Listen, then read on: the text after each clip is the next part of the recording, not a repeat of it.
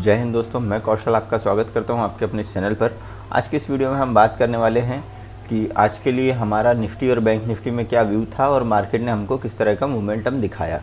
ठीक है, क्लियरली हमने ये बोला था कि मार्केट पर हमारे जो टारगेट होंगे वो निफ्टी के लिए हमने सबसे निचले जो टारगेट दिए थे 16,140 के आसपास, और exactly market gap down open हुआ और हमारे जो टारगेट है वो शुरुआत की 4 कैंडल में हमने उस मार्केट के टारगेट को अचीव किया।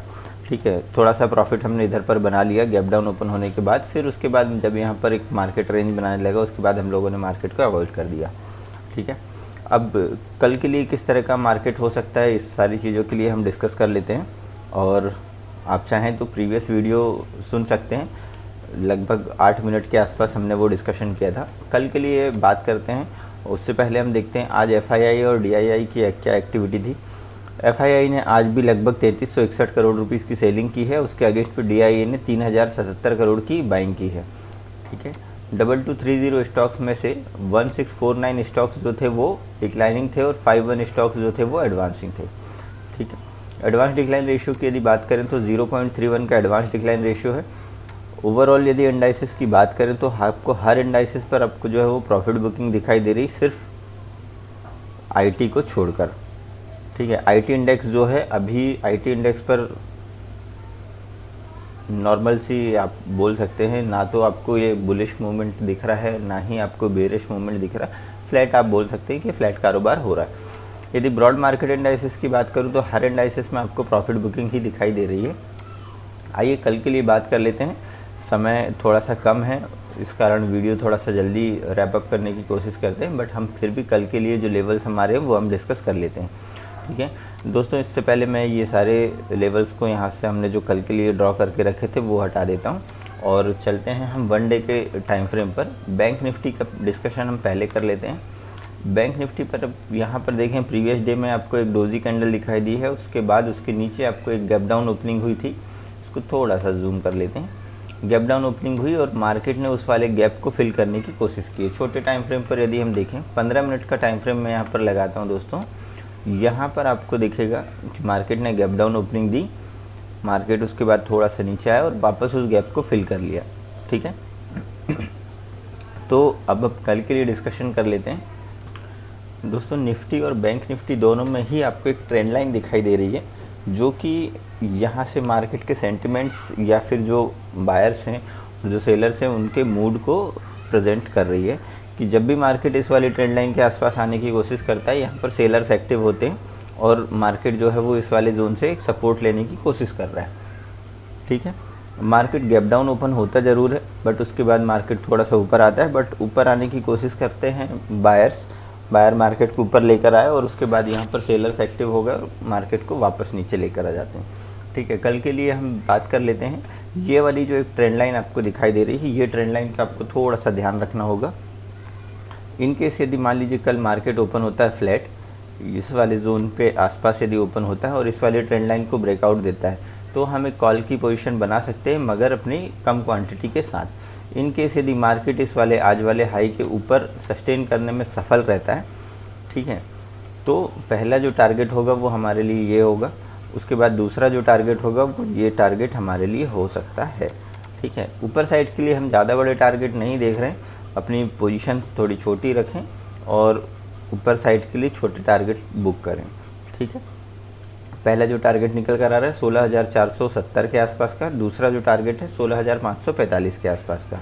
अब इन केस यदि मान लीजिए फ्लैट ओपन होने के बाद मार्केट नीचे आता है और इस वाले लेवल को जो कि है 16,247 के लेवल को, इस वाले लेवल को यदि मार्केट नीचे साइड ब्रेकडाउन दे देता है तो फिर हम बैठेंगे पुट साइड के लिए। पहला जो टारगेट होगा वो आज का लो होगा जो कि 16,145 का, ठीक है,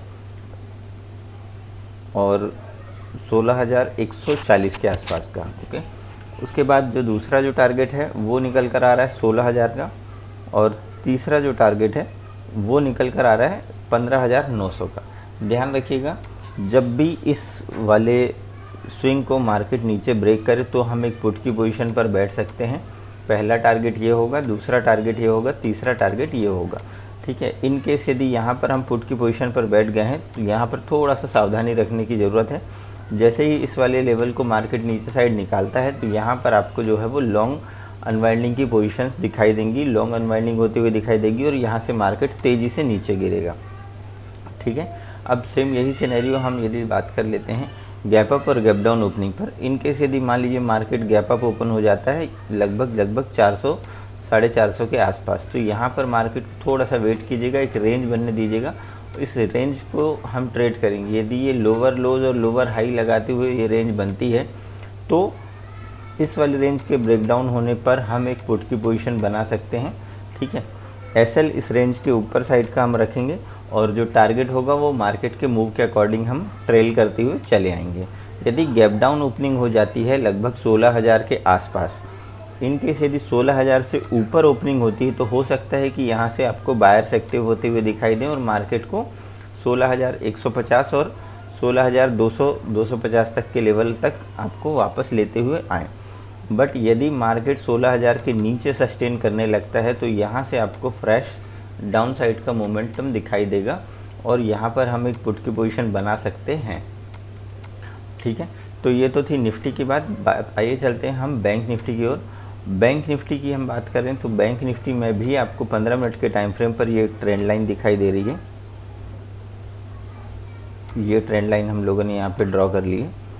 इन केस यदि मान लीजिए मार्केट फ्लैट ओपन होता है और इस वाली ट्रेंड लाइन के ऊपर सस्टेन करने लगता है तो फिर हम एक कॉल की पोजीशन बनाएंगे लेस क्वांटिटी के साथ। पहला जो टारगेट होगा जो आज का हाई है उस तक थोड़ा सा वेट करना है।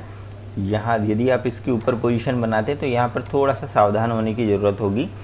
यदि मान लीजिए मार्केट 34,550-555 के ऊपर सस्टेन करने लगता है इस तरह की कैंडल बनाते हुए, तो फिर हम जो है वो अपनी क्वांटिटी पर थोड़ा सा ध्यान रखते हुए ज़्यादा से ज़्यादा 1 या 2 लॉट और ऐड कर सकते हैं, या फिर यदि यहाँ से आपने प्रॉफिट बुक कर लिया है तो फिर आप वापस री एंट्री कर सकते हैं।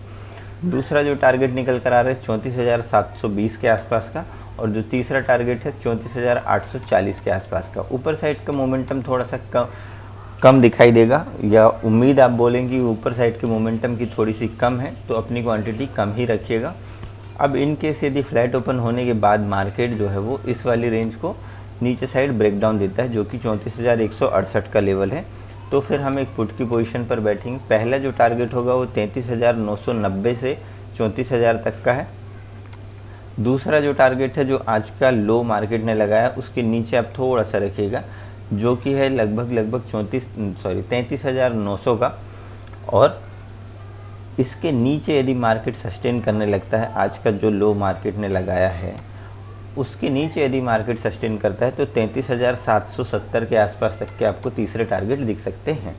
अब इन केस यदि फ्लैट ओपनिंग की हमने बात कर ली है, यदि गैप अप ओपनिंग हो जाती है तो अभी सेल ऑन राइज की स्ट्रेटजी हम यूज़ करेंगे। यहाँ पर एक चार्ट को बनने दीजिएगा, लगभग 5 मिनट के 5 कैंडल बनने दीजिएगा। यदि आपको एक रेंज बनती हुई दिखाई दे रही है और उस रेंज को मार्केट नीचे साइड ब्रेकडाउन देता है तो फिर हम एक पुट की पोजीशन बनाएंगे।